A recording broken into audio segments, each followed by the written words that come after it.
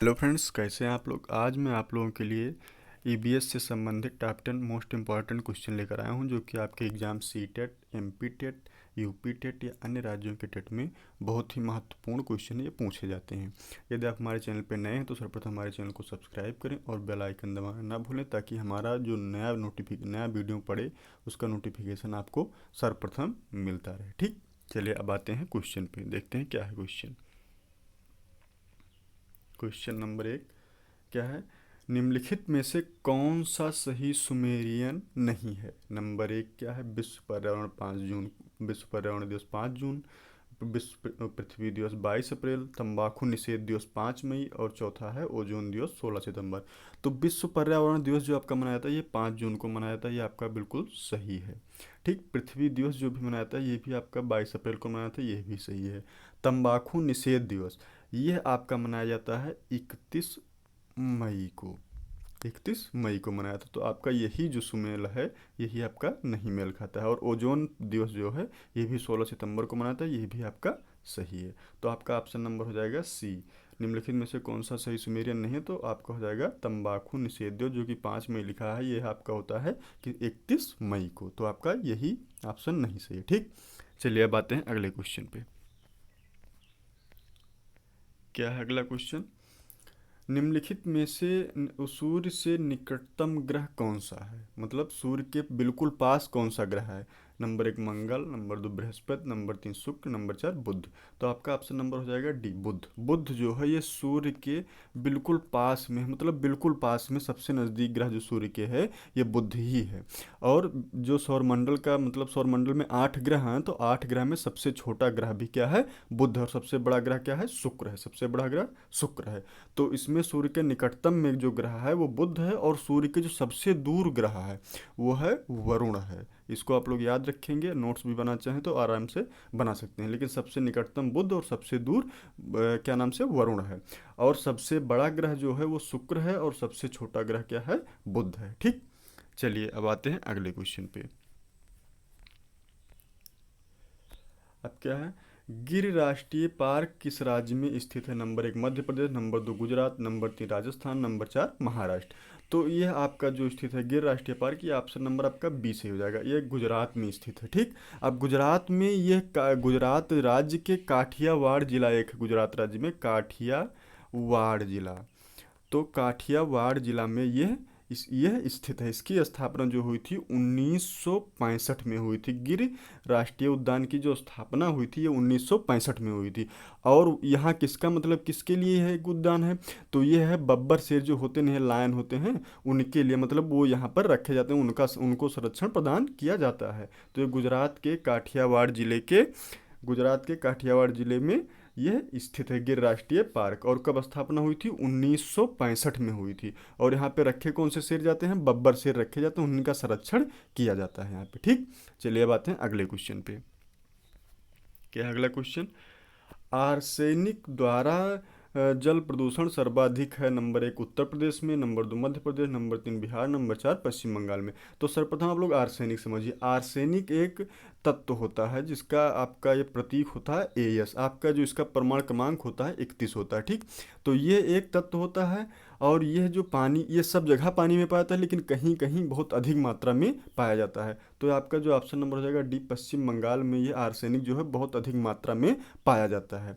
तो सर्वाधिक जल प्रदूषण आर्सेनिक, तो ये पश्चिम बंगाल में आपका हो जाएगा। ठीक, चलिए अब आते हैं अगले क्वेश्चन पे।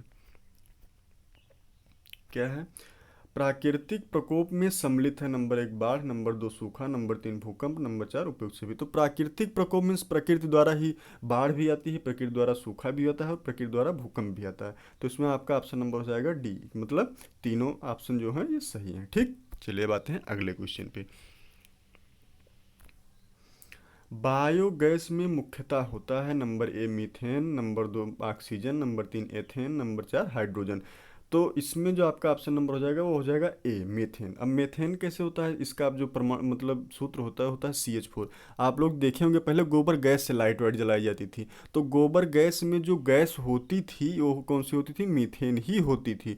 और यह धान के खेतों में इस टाइम जो रोपाई चल रही है उसमें भी जो गैस पाई जाती है वो भी कौन सी पाई जाती है, मेथेन गैस ही पाई जाती है। तो बायोगैस में मुख्यतः मेथेन गैस ही पाई जाती है। ठीक, ये जितने भी क्वेश्चन आज टॉप 10 आपके हैं ये यूपी टेट से लेकर सी टेट से लेकर और अन्य जितने भी राज्यों में टेट कोई भी टेट हुए सभी में लगभग पूछे गए। बहुत ही मोस्ट इम्पॉर्टेंट क्वेश्चन है, आप लोग इसको थोड़ा अच्छे तरीके से ध्यान देकर देखेंगे तो आप लोगों को समझ में आ जाएगा। इतना अच्छा वीडियो जो बन रहा है ये मैं बता रहा हूँ आप लोगों को कि केवल यही देखकर अगर आप लोग जाएंगे एग्जाम देने तो आप लोगों को वहाँ पे कोई दिक्कत नहीं होगा। ठीक, चलिए आते हैं अगले क्वेश्चन पे। क्या है, वायु दाब मापने वाला यंत्र किस नाम से जाना जाता है? Number 1 barometer, number 2 thermometer, number 3 seismograph, number 4 hygrometer. तो यह नाम जो नाम यंत्र है ये है आपका बैरोमीटर, आपका ऑप्शन नंबर फर्स्ट हो जाएगा।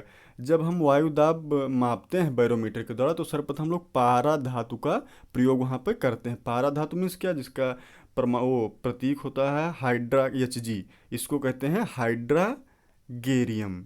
इसका जो लैटिन नाम होता है, लैटिन नाम केमिस्ट्री में आप लोग क्लास 10th में पढ़े होंगे, इसका लैटिन नाम जो होता है हाइड्रागेरियम मीन्स Hg क्या है, पारा को प्रतीक है जो पारा को प्रदर्शित करता है। ठीक, तो वायुदाब मापने वाला यंत्र किस नाम से जाना जाता है, बैरोमीटर नाम से जाना था। और जब बैरोमीटर से वायुदाब मापते हैं तो हम लोग पारा नामक धातु का प्रयोग करते हैं वहाँ पे, जिसका परमाणु जो प्रतीक होता है वो होता है Hg और इसका जो लैटिन नाम होता है हाइड्रागेरियम। ठीक, चलिए अब आते हैं अगले क्वेश्चन पे। अब क्या है, ग्रीन हाउस प्रभाव सर्वप्रथम पहचाना गया। Jean Baptiste Greenwood, Jean Baptiste Fourier, Jean Baptiste greenhouse. तो इसमें जो आपका ऑप्शन नंबर हो जाएगा बी हो जाएगा, जीन फूरियर के द्वारा पहचाना गया था सर्वप्रथम ग्रीन हाउस प्रभाव। उन्होंने ही बताया था कि ग्रीन मतलब जैसे ग्रीन हाउस प्रभाव में क्या होता है कि जैसे ग्रीन हाउस प्रभाव में जो पृथ्वी का ताप होता है वो धीरे धीरे क्या होता है, बढ़ने लगता है। इसमें कौन कौन सी गैसें पाई जाती हैं, इसमें मेथेन पाई जाती है, इसमें कार्बन CFC मतलब क्लोरोफ्लोरोकार्बन पाई जाती है, इसमें CO2 पाई जाती है, इसमें क्या पाई जाती है N2O पाई जाती है, मतलब ये सब गैस पाई जाती हैं। तो इसका सर्वप्रथम पता किसने लगाया था, जीन बैप्टिस्टे फ्यूरियर ने लगाया था। तो ग्रीन हाउस प्रभाव का आपका ऑप्शन नंबर बी सही हो जाएगा। ठीक, चलिए अब आते हैं अगले क्वेश्चन पे। अब क्या है, महासागरों में जल स्तर वृद्धि का कारण है। नंबर 1 ध्रुवीय प्रदेश में बर्फ का पिघलना, नंबर 2 अत्यधिक वर्षा, नंबर 3 अम्ल वर्षा, नंबर 4 इनमें से कोई नहीं। तो आपका इसमें ऑप्शन नंबर हो जाएगा ए, ध्रुवीय प्रदेशों में बर्फ का पिघलना ही महासागरों में जल स्तर वृद्धि का कारण है। ठीक, ये जितने भी क्वेश्चन आपके हैं टॉप 10 क्वेश्चन ये बहुत ही मोस्ट इंपॉर्टेंट क्वेश्चन है। ये समझ लीजिए कम से कम जो CTET का एग्ज़ाम होने वाला है आप लोगों को आज के क्वेश्चन में से कम 2 या 3 क्वेश्चन लगभग से लगभग मिल सकते हैं वहाँ पे आप लोग। तो आप लोग क्या करेंगे कि आप लोग इसको अच्छे से अच्छे तैयार करेंगे और नोट्स अगर बनाना चाहे आप लोग तो नोट्स भी बना सकते हैं। ठीक, चलिए अब आते हैं अगले क्वेश्चन पे। क्या है क्लोरोफ्लोरोकार्बन नामक गैस है स्वास्थ्यवर्धक गैस, हानिकारक गैस, मुद्रादायनी गैस, घरेलू गैस।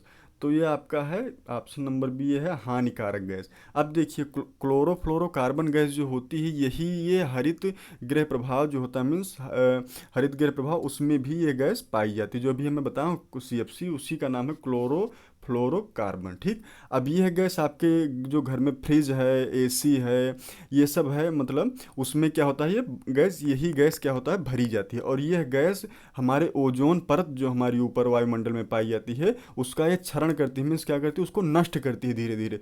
और ओजोन परत जो हमारी होती है वो किसको रोकती है, पैरा बैगनी किरण जो सूर्य से आती है नशीली मतलब किरण उसको रोकती है कि मतलब तुरंत जाके धरती पे ना गिरे ताकि कुछ जिससे बहुत जगह पे पैरा बैगनी किरण जो होती है नुकसान पहुंचाती है। उसका ताप जो इतना अधिक होता है कि जहाँ पे पड़ता है तहाँ पे वो कुछ उत्पन्न नहीं होता। तो क्लोरोफ्लोरो नामक कार्बन नामक गैस ये बहुत ही हानिकारक गैस है।